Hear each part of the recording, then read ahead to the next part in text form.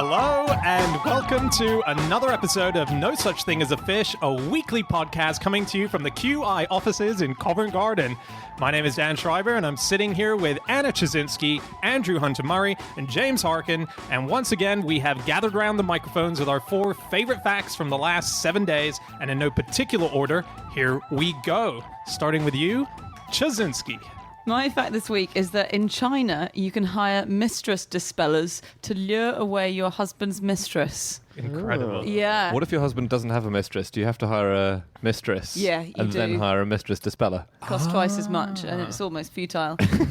This was a piece in the New Yorker, which they did on this new thing, which is becoming bigger and bigger, which are these companies that call themselves mistress-dispellers. And if your husband has a mistress that you know about, and I think a lot of men in China are quite unsubtle about it, then you go to one of these mistress dispelling services and you say, can you sort this out? And they charge tens of thousands of dollars, but they do a really comprehensive service. They have like a psychotherapist, they have lawyers, and it's a 2-pronged attack. So one psychotherapist goes to the mistress and lures her away. So for instance, there was one case where a mistress was convinced by the therapist to get a job in a different city.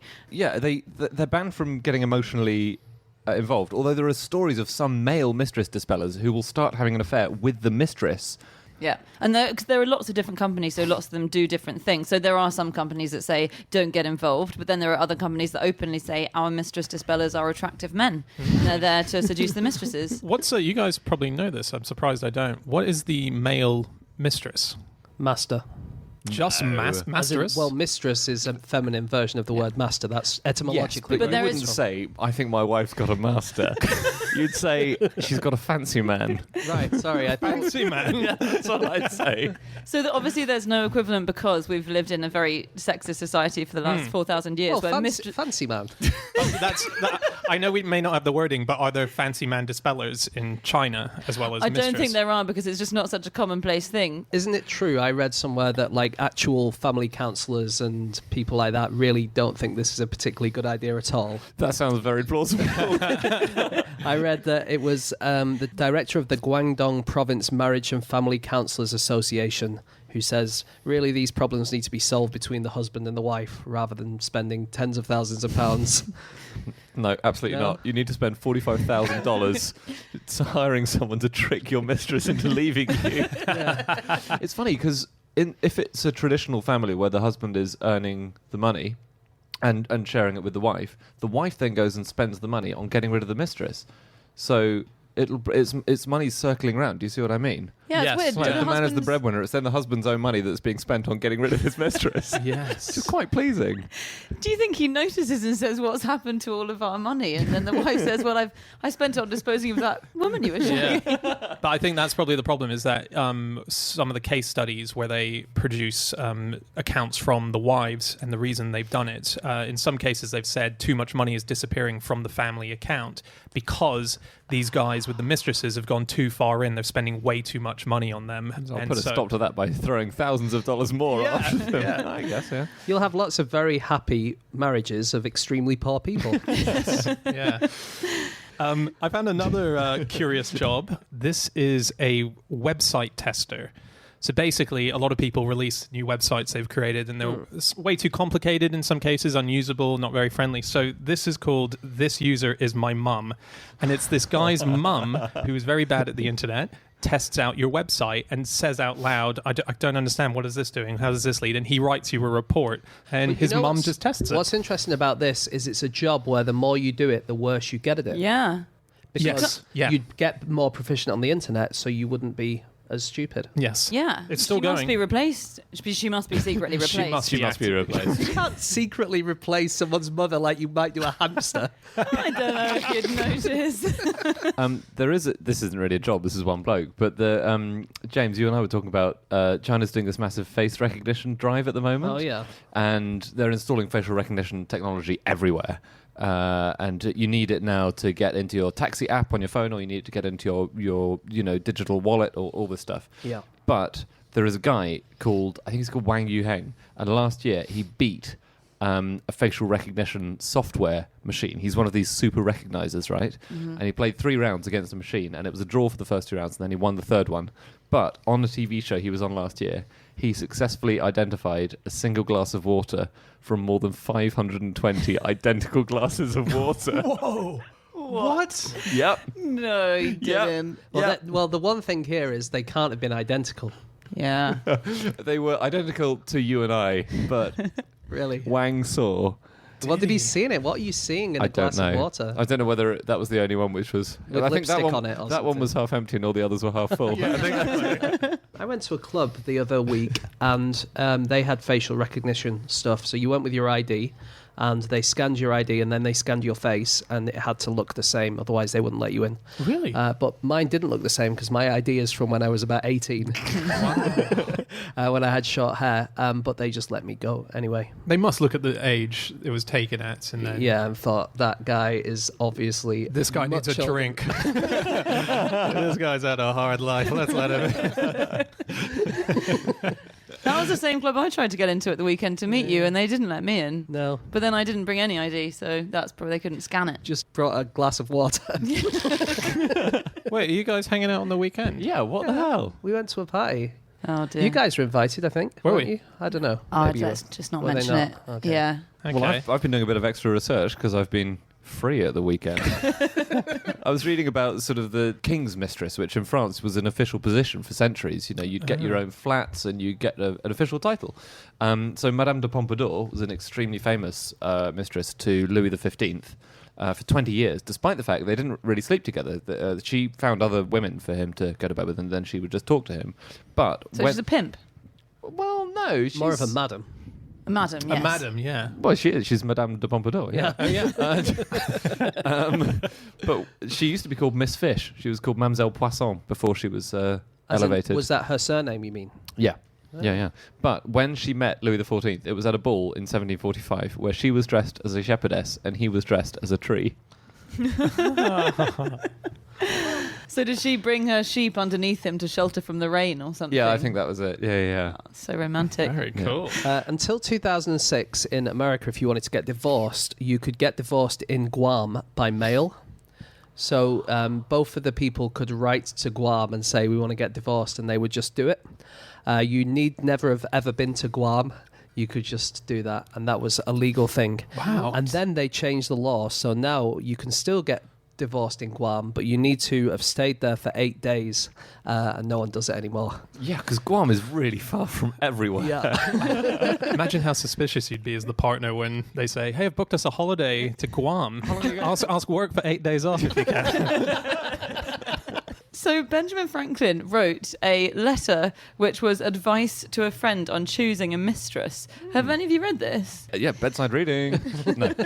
It's not going well, is it, Andy? So this was a letter to his...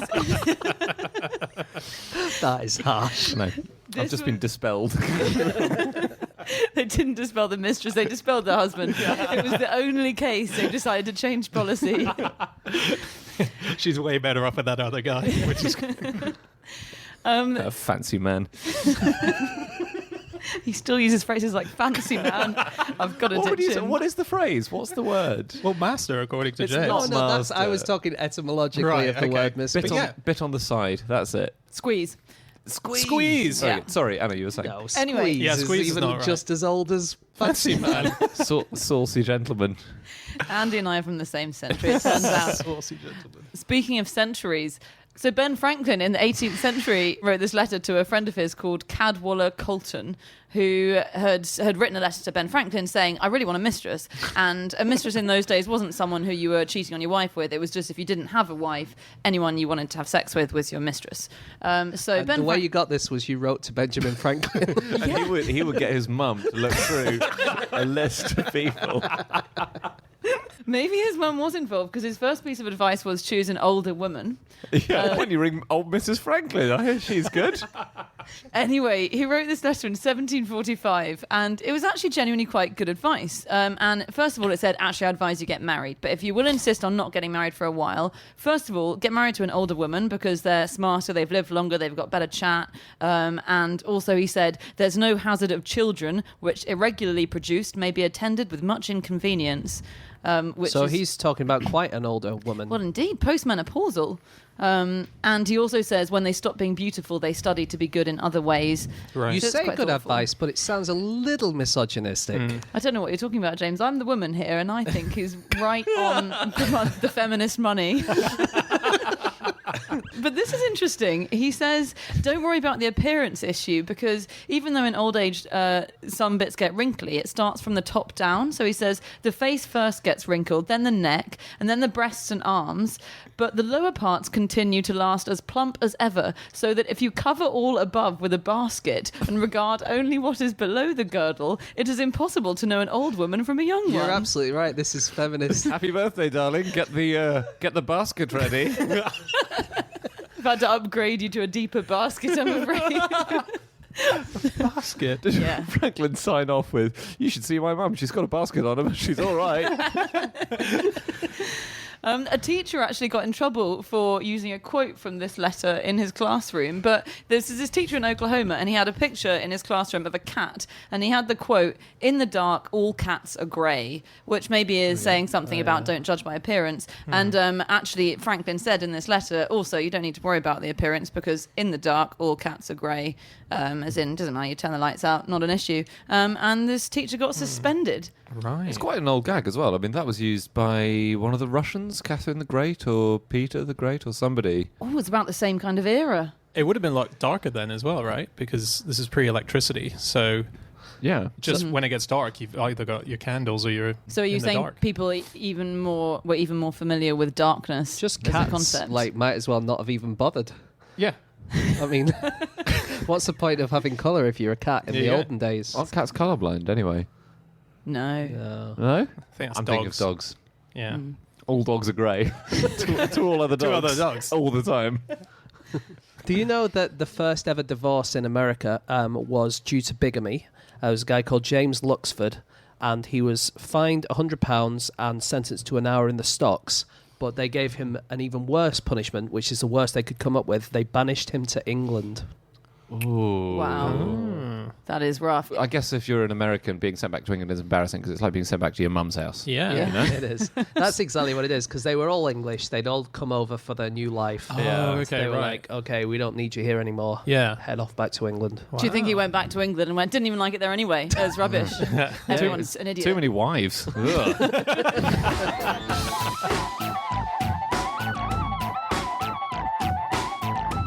Okay, it is time for fact number 2, and that is James. My fact this week is that Richard Nixon's chair was 2.5 inches higher than everyone else's in the cabinet room. It's amazing. So I read this in an article in International Business Times, and it's about how much money Donald Trump has spent on furnishings for the White House. So in 4 months, he spent $133,000, which is triple what Obama spent. But one of the things he bought was a conference table from a company called Kittinger.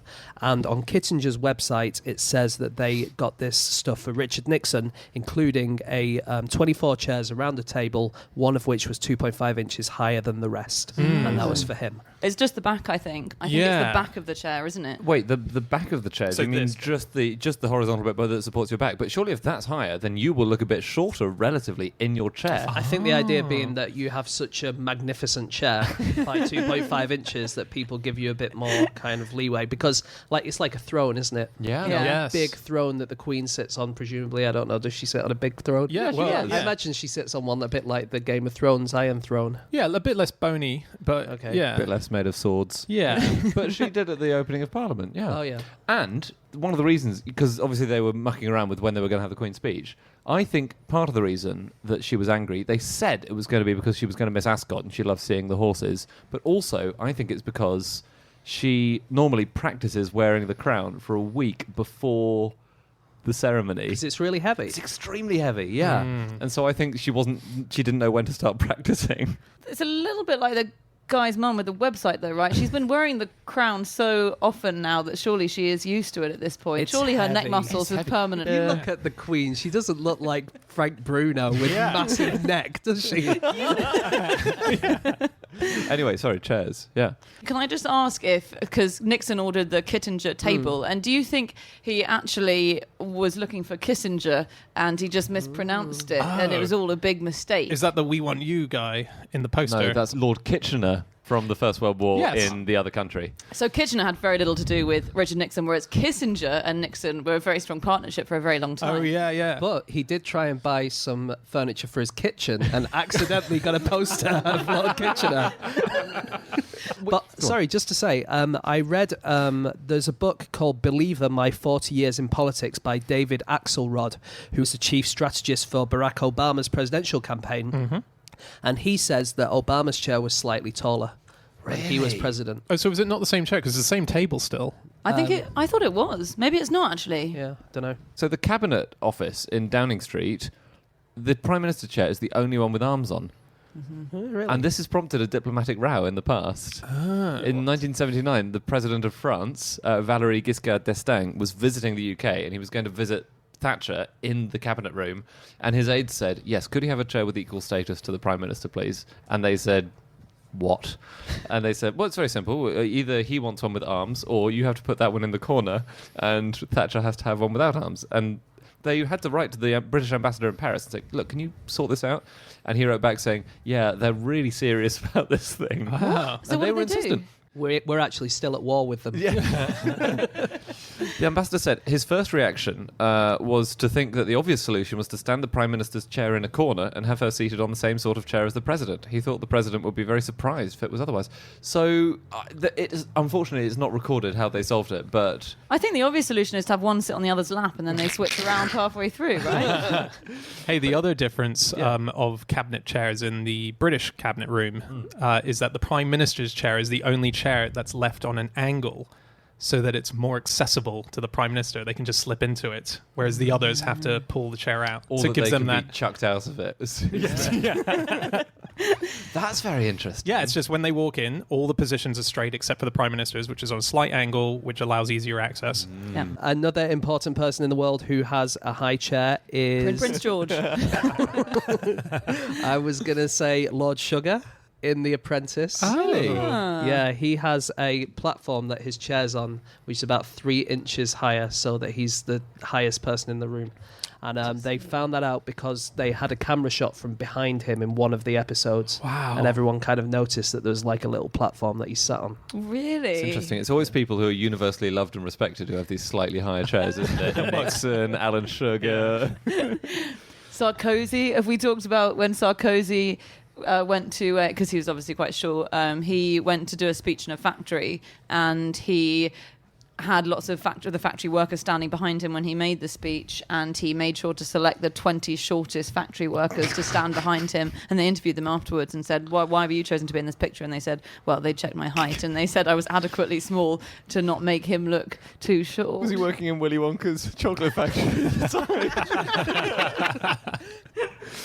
So, okay, I do have one wild fact about presidential chairs. Go on. There was a guy in the 19th century, and his name was Seth Kinnaman, right? He was a hunter.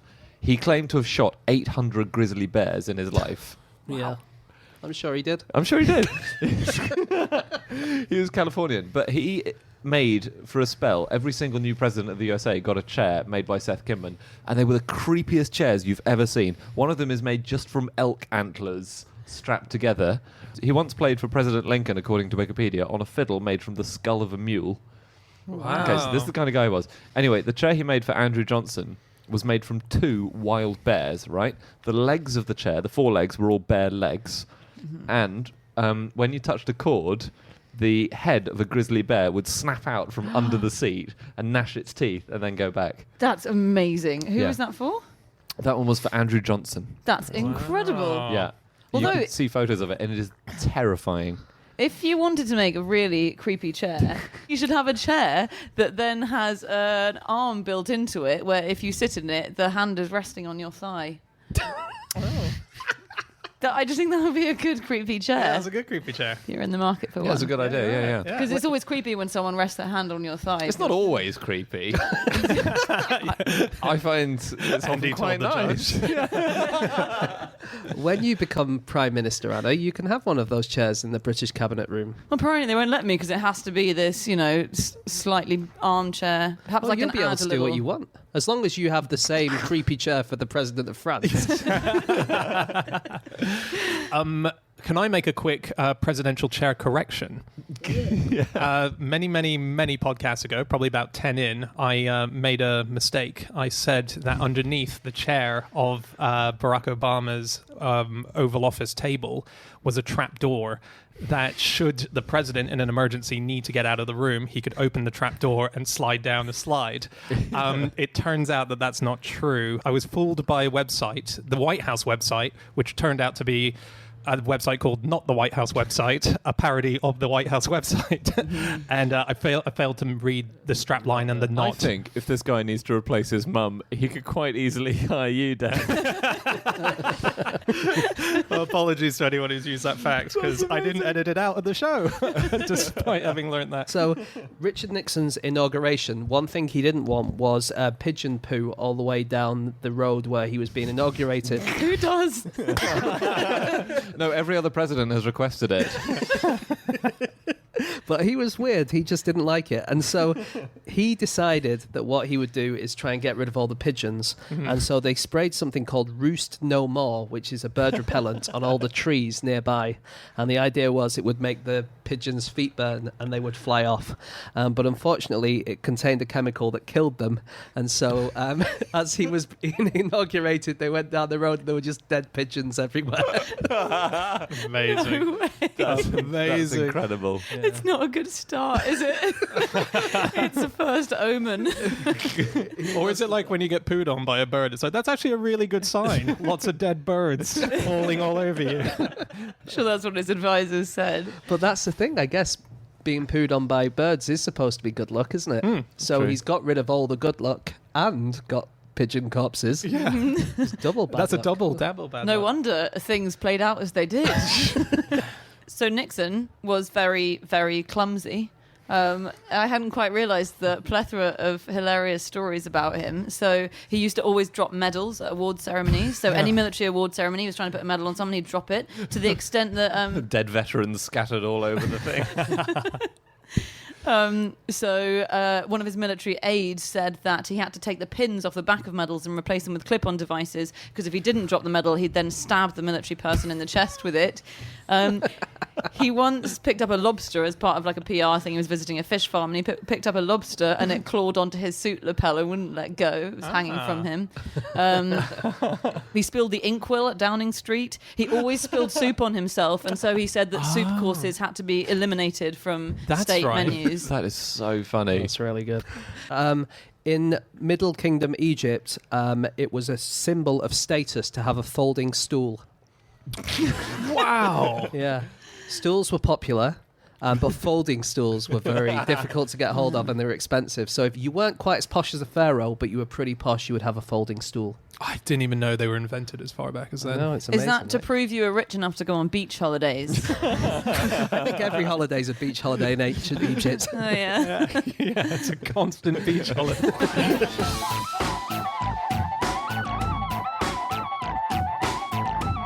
Okay, it is time for fact number 3, and that is Andy. My fact is that there is a special police unit in France whose job is to monitor 6 million dead people. And they are called the catacops. So these are the guys who look after the catacombs in Paris. And the catacombs are this massive thing. I'd heard of them before. I didn't realize how big they were. They are 200 miles of tunnels over 32 square kilometers in area. So they still haven't all been explored. It's 10 times the area of Central Park in New York. It's absolutely massive. And the catacops are the people who walk around underground trying to find people who are trespassing and, people who are mistreating the catacombs. So they're not actually policing the dead themselves and checking they don't cause trouble. No. But there are... Although if they do cause trouble, I'm sure they'll be first on the scene. Exactly, yeah. Although there are only 5 people in the catacombs these days. So I read they're called cataflics in French. Yeah. What, the people who go down there? The cops. Oh, the cops. Yeah. Oh, that's good. Because everyone is called cata something. There are cataclasts. These are people who mistreat the catacombs. They're people who leave rubbish and they spray paint over older works of art, and they're very bad people. But there are cataphiles as well, people who love the catacombs and who treat them well. And then, if you're a cataphile and you bump into a catacop, he might well let you go. Surely if you're a cataclast, then you claim you're a cataphile if a catacop comes along. Yeah, but if there's litter behind you, or you're daubing stuff on a wall, then or you're he'll carrying spray paint cans. Exactly, he'll say you're a cataclast, aren't But you? No, because I actually took them off a cataclast because I saw they were doing something wrong. So I've got the cans, but they're not mine. I haven't been using them. Oh, well, on your way. Thank you. And then you point and you say, he went that way. You went 200 miles that way. And also there's catachicks, apparently, Ooh. who are a subculture who walk around the tunnels in bikinis. No. Apparently. Ooh. Is there a pool down there? There's a lot of flooded catacomb area. In fact, In that case, yes. yeah. I think it was last year, maybe the year before, a surfer called Alison Teal went surfing inside a catacomb. You can watch the video. Wow. It's pretty extraordinary. She says surfing, and all the media said surfing. She's laying on the surfboard in her bikini. She's in a bikini, and she goes through it. But it's an amazing video because she goes into these tunnels, which are super tight. Like, it's just her and the surfboard can fit through. And there's moments where people who've been down there, obviously having fun with all the bones down there and arranging them into a chair, so you can see her sit in a bone chair. What? It's extraordinary, like incredible. Is that a chair made by Seth Kinman, the 19th century grizzly bear hunter? Wow, they are incredible though, these catacombs. They're so cool. And when the first ever catacomb chief retired, his name was Jean-Claude Serret. He did 20 years in the tunnels. The cataphiles organised a massive feast for him, and he turned up and he said, "I tried for years to catch you, but now I'm retiring. If you want, you can take pictures with me." And they all had their picture taken with him. Oh, wow. That's pretty cool. And they threw him a party. I got to say, Catacops sounds like quite a cool 80s cartoon. It does. Really does. Are they cats? Yeah, but they're Yeah. in the catacombs. Are they also cops? Oh, Yeah. And they're wearing Yeah. policeman's outfits. The but on a cat, Andy, it's in the title. Every element of this That was cartoon what is in the was title. great about the 80s. Yeah. You never had to think about titles of cartoons. They were just, it was straight in there. Thundercats. Yeah. They're cats and they like thunder. Danger Mouse. Yeah. Yeah. Mouse. Danger. Didn't even have to watch the cartoon. Look at the title. You know what you got. Whereas Peppa Pig, what's that about? No one knows. Pepper anywhere. So the cataphiles are incredible, aren't they? I really would recommend looking them up. This is one of those facts. I was so glad you chose it because I had no idea they existed. And they sort of invented themselves in about 1980. And the idea is they're kind of urban explorers, but they go around restoring parts of Paris that are going without being restored, or the government hasn't got the funds to restore them, or they think need restoring. And the cataphiles are the people who do so in the catacombs. And so, for instance, a few years ago, the catacombs just came across underground in some of the catacombs that you're not allowed to access a cinema, complete with like a bar and a restaurant. This was all underneath the Trocadero, an area of Paris. It had seats to watch films in it. It had this whole collection of films. They'd wired in at least 3 phone lines. They had their own electricity system. And there were just people hanging out down there watching films on a big cinema screen. And so they found this. And they were like, well, wow, this is amazing. We found this whole cinema system. Who the hell's is this? And the police came back 3 days later, and all the electrics had been cut off. And there was just a note that read, "Do not try to find us." Wow. In French. Can you find what films they watched? Because I have been trying to find out. Oh, I actually saw the name of one of the films. It's very art house sort of stuff. Oh, because I was hoping they were watching, Terminator or... Yes. Or you mean like Lovely Bones or something? Oh, that'd be good. Yeah, like bone-related Oh, ones. yeah. Oh, you could have a great time watching zombie films down there. Yeah. Yeah. The Mummy, surely. Yes. They've all got their own catacomb name as well. Everyone has a nom de plume or a nom de catacomb down there, and you're not meant to ask about anyone's above surface life. You don't say, "So what do you do?" Because the answer is, "I walk around the catacombs." Yeah. I see. Yeah. Right. Do you know what they also found in the cinema, by the way? They discovered that there was a CCTV monitor in order to see who was coming so they can review the tapes, I guess, if they could see if it was cops or anything. And along with the CCTV, they had a bit of sound equipment so that if anyone passed a certain point, it triggered a dog barking to scare them off from going further down the tunnel. Wow. Yeah, so it was like that was their security system to stop the cinema from being discovered. That would work for the Catacop cartoon cats as well. But they're very dangerous, these catacombs, if you are not a cataphile and if you decide to go exploring off the beaten path, as it were, because these are ginormous, and there are accounts of people who've heard of stashes of wine, and they've said, I'm just going to go down and look for a stash of wine, and never seen again. I mean, you're in France. There's wine everywhere. Oh, finally I can get some of this mysterious wine that they speak of. So very recently, 2 boys disappeared for 3 days. They were found. They got put into hospital. They had hypothermia, and they were only found because they'd been leaving clues along the way. But the catacops, I guess, sent in search dogs in order to find them, and they managed to find them. But I kept thinking that's you can imagine being a dog and going down into a place with all those bones. Well, this is the thing. Do you know why the bones are down there in the first place? Because they weren't originally there. So the bones were put underground because all the cemeteries were running out of space in the city above ground, and it was horrible. So there's a very famous cemetery in Paris called the Innocents, and it was giving off a strong smell of decomposing flesh in the late 18th century. And supposedly, even perfume shops were claiming they couldn't do business because of the off-putting smell. Wow. Surely They're the one people who should be cashing in. it's amazing, isn't it? Yeah. If they can't spot that business opportunity, you're right, they don't deserve to wrong with survive. perfumier. Anyway, in 1780, a wall collapsed at Les Innocents, and rotting corpses fell into a nearby house. At that point, people said, oh, maybe we should move these millions and millions of corpses. So they, over a period of years and years, they moved all these 6 million bodies from the city cemeteries into the catacombs. Yeah. And what it was is they'd had all these tunnels because it was where they mined for limestone. Originally, they would get limestone from near the ground level, but actually that was kind of spoiling the topsoil, so you couldn't make any agriculture there or anything like that. So they had to go deep, deep down to get the rocks. And this is amazing. Once they'd got rid of all the rock and the catacombs existed, but completely abandoned because they weren't being used for anything, people started farming there. So mushrooms were grown in these catacombs, and all the farmers got kicked out because they wanted to throw all the bones in there. No way. Yeah, and still today, in bits of catacomb that are not occupied by bones, are growing mushrooms still. I gotta say, That's cool. as someone who's scared of mushrooms like I am, I have a real phobia. I think I could live with the bones and the skulls and stuff like that. You'd freak out in Mushrooms, I there. really would. That's I a would horror hate movie that. for you. Draw the Yeah. line. Awful. And here's the other thing about the catacombs is they are the reason that Paris has maintained not having high-risers in the city.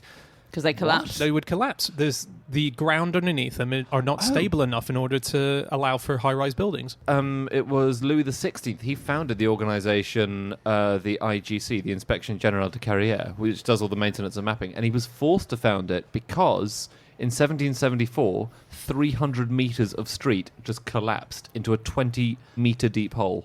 Oh, wow. Imagine. Wow. Because obviously the limestone is eroded or it's eaten away by rain or whatever it might be, and suddenly, boom, 300 metres of a street. Yeah. It sounds almost fun to build a street that then kind of turns into a tunnel What slide are you or something. talking about? What are you But talking it about? wouldn't be. I'm not saying it would be. It sounds like it could be. My sister is terrified of sinkholes. Really? Yeah, me too. Absolutely. Has a massive phobia of Doesn't them. she live in a cemetery? No, the other sister. Oh, right, okay. Surely it's more logical if you do live in a cemetery to be afraid of falling into the ground. Yeah. Because you've seen all these other people who've done it. My sister, That's not how they all died. my sister who lives in a cemetery grows her own vegetables, and my other sister who doesn't live in the cemetery refuses to eat them because she thinks they've got dead bodies in Oh, I them. don't blame her. There's something about that connection. But you eat crops grown with Yeah. excrement as fertilizer. That doesn't bother you, does it? Yeah. But isn't that bizarre that we're constantly eating food that's grown using cow poo or human poo, all poo? It's just poo. Any kind of poo. It Yeah. all works. But Does the trick. that is weird, isn't it? We're all over it Not now. enough gets made of that. You're right. I agree with you. People always say they look at like the way that animals are killed and say maybe if you knew how your animals were killed, you would all go vegetarian. Yeah. But maybe if you knew that there was poo smeared all over your vegetables. You'd only eat meat.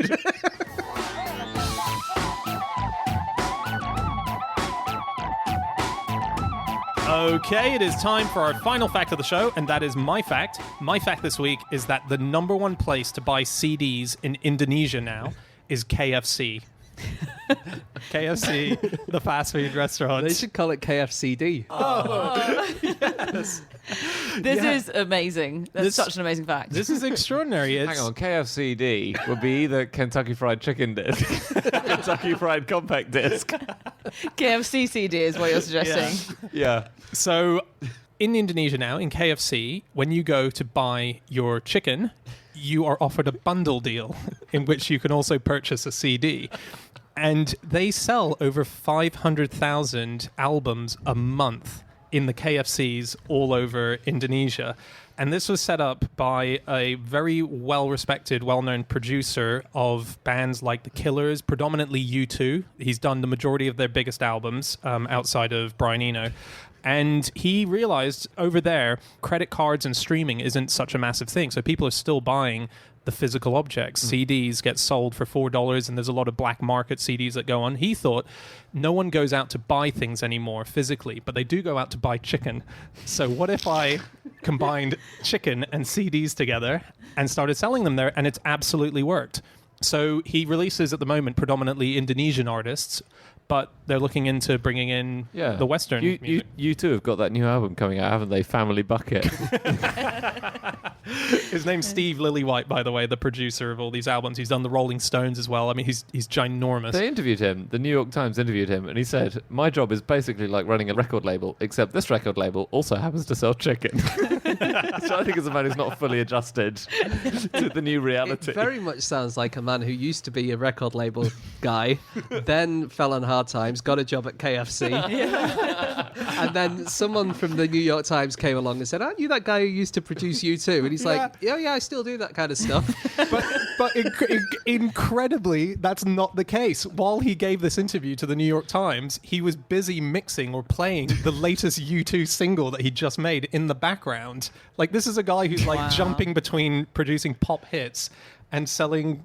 And the music that he sells in KFC in Indonesia is not English language, is it? So it's all Indonesian music at the moment. Yeah. And he says that he thinks 98% of the music sales come from people who just went to buy chicken and turn up there and go, "Oh, I'll have a CD too." Impulse buy. It definitely makes sense. But also, piracy is not necessarily bad for CD sales. So Japan is somewhere where CDs are still a huge thing. So I think globally 39% of music sales come from CDs. Or this is true last year, the year before. Wow. Whereas in Japan, it's 75%. And piracy isn't necessarily a bad thing because apparently when people pirate CDs, they copy them onto other CDs, and that gets people used to just physically having CDs. Yeah. I think people are all used to physically having CDs now. I think that's the argument of a pirate in the dock.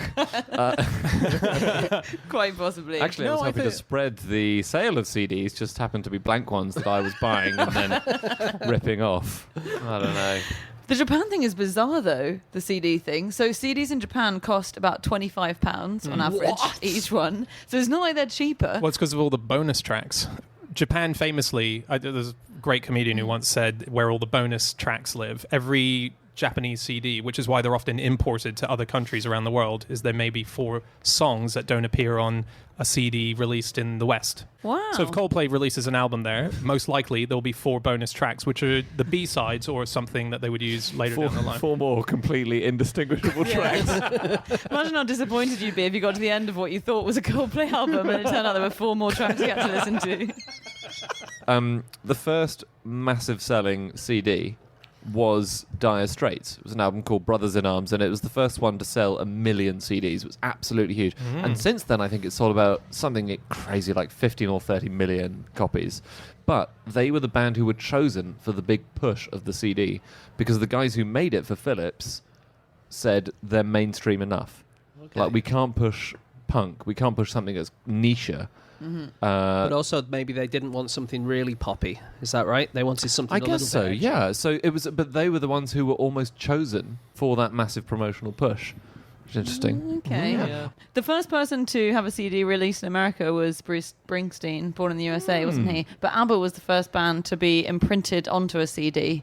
It's always the big ones. Yeah. When you say that kind of thing, it almost feels like there probably was someone else, doesn't it? Yeah. Do you know what I mean? Yeah. It kind of depends, though, because it's launching a new medium. So I guess like Jay-Z doing Tidal, he signed up.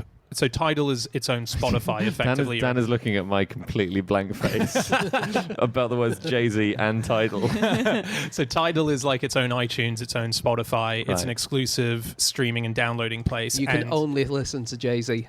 you can only listen to Jay-Z. So it's like a Betamax, but all the tapes are Jay-Z. Exactly. Okay, yeah. I understand. Well, yeah, why don't you put it like that? So Beyonce released her Lemonade album on there, and as a result, it didn't make it to the top of the charts. The first time that's ever happened to Beyonce in her solo career, because it was a new medium and not enough people were signed up at Right. the time. But yeah, so you need a biggie in order to push the medium. Yeah.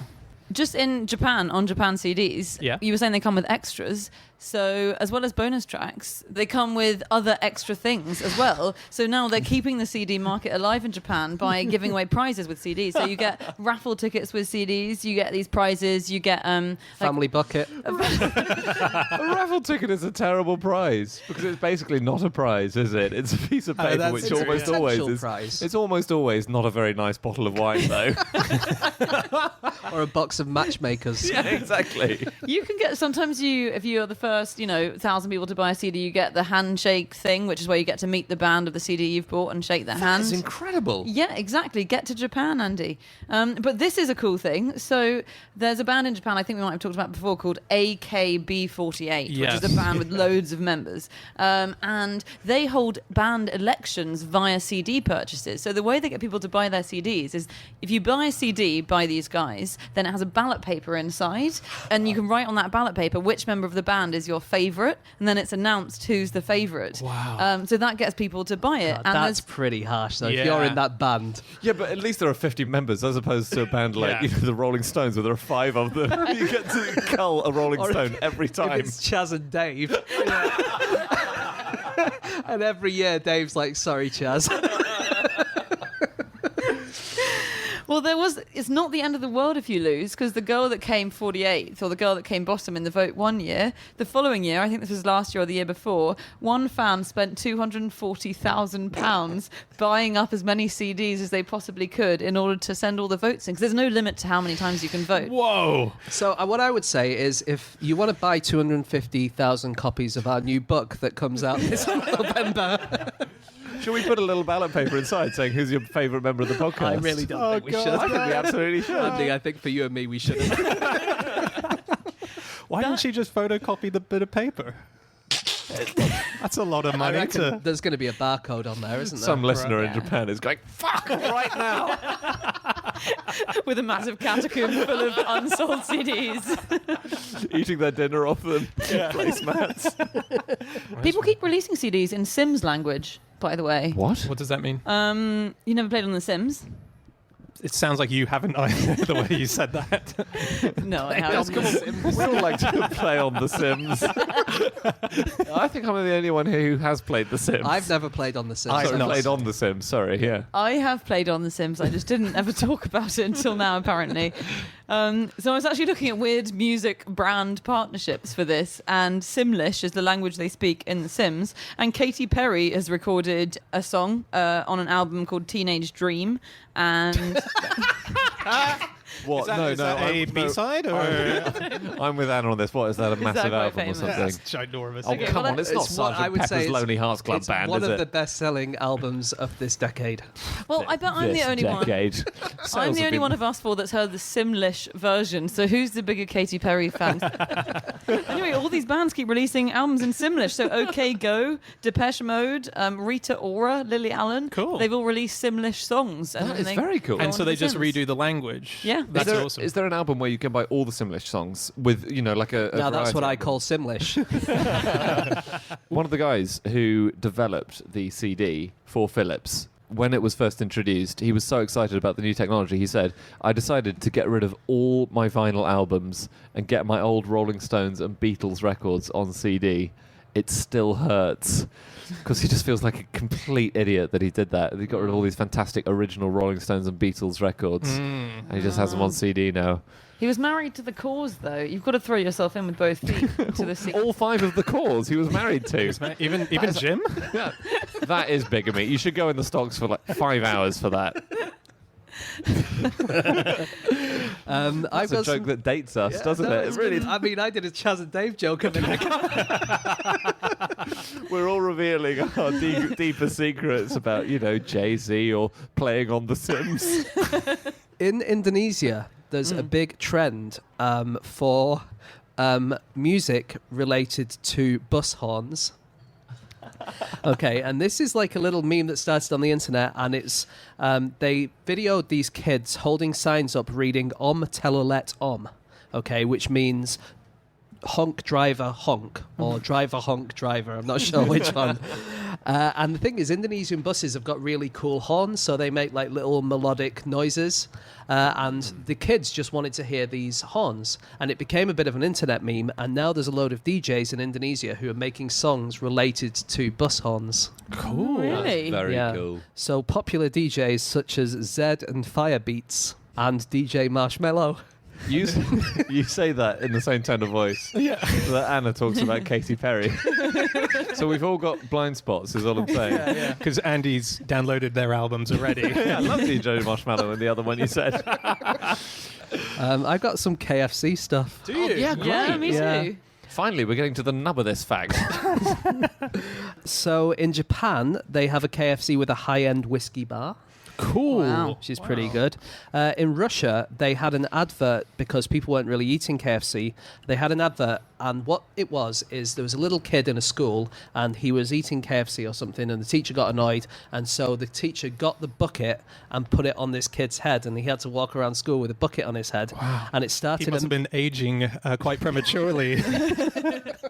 Yeah, and it was just a meme in Russia, like the bucket head meme. I don't think we've mentioned this before. This year, KFC have released a novel for the first time. What? It's a novel starring the Colonel, and it's a Mills and Boon style romance, and it's called Tender Wings of Desire. He is a sexy man. Well, we ascertained before we started recording this podcast that you quite fancy Richard Nixon. Oh, yeah. So your How did we miss that when we got to that? We didn't ascertain that. That's warping of the truth. Oh, I'm sorry. I find him not unattractive, given that there was an But incident. for Andy, that's pretty much someone saying you're attractive. That's the best I can hope for these days. I'm not physically repulsed by him. Great date. He said in an interview that something like, I know how I look. I'm under no illusions about my appearance, so I'll have to be good in other ways. And I read that interview and I thought, well, He you is don't good look- in other ways, isn't he? Lots of ways that Richard Nixon is a very good man. What would you He say? really Your, proved himself. yeah. What are your top 5 ways in which he's a great guy, Hannah? Got a bird problem? He's your man. Colonel Sanders was kind of divorced from KFC from quite early on, as in he sold the company, so he did loads of marketing for it throughout his life. He travelled 250,000 miles, I think, visiting KFC restaurants around the world until he died in 1980. But he used to turn up unexpected at various KFC outlets constantly to test their chicken because he was really pissed off that they weren't using the original There's a big recipes. picture of him on the wall. On every bucket, there's a picture of his face. People behind the desk would be like, "You look a bit familiar." I guess if he takes the suit off and the glasses. He never did. He, Okay, there we go. They No, sewed him into Sorry, it. no. He's completely recognisable. He never took what, even in the shower, even when he was swimming. Imagine if Ronald McDonald was going to every McDonald's as a secret customer. It's just not going to work. What gave it away? Was it my height? Yeah. So first of all, he literally didn't go out in public without wearing his white suit, and he bleached his facial hair to match his head hair and stuff. So he never didn't wear his white suit, and he turned up unannounced. And then they would serve it. He'd say, "Give me your chicken and gravy," and Please.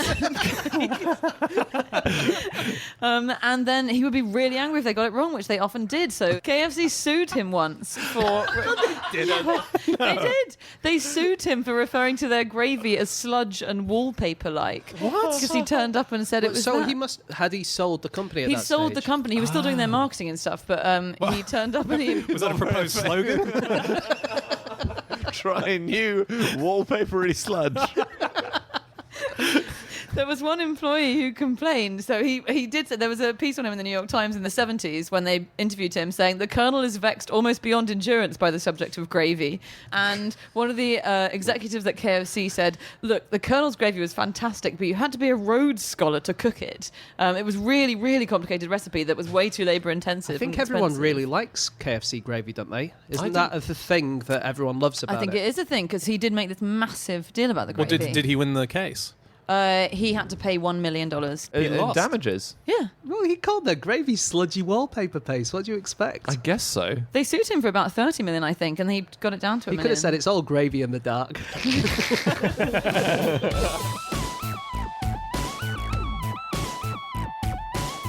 Okay, that's it. That is all of our facts. Thank you so much for listening. If you'd like to get in contact with any of us about the things that we have said over the course of this podcast, we can be found on our Twitter accounts. I'm on @Schreiberland, James, At Eggshaped. Andy, At Andrew Hunter M. and Chazinski. You can email podcast@qi.com. Yep, or you can go to our group Twitter account, which is @QI Podcast. You can also go to our website, no such thing as a fish.com. We've got all of our previous episodes on there. We have all of our tour dates on there, and we have a link to our book, the Book of the Year, coming out in November. Sounds good, doesn't it? Yeah. Okay, we'll be back again next week with another episode. We'll see you then. Goodbye.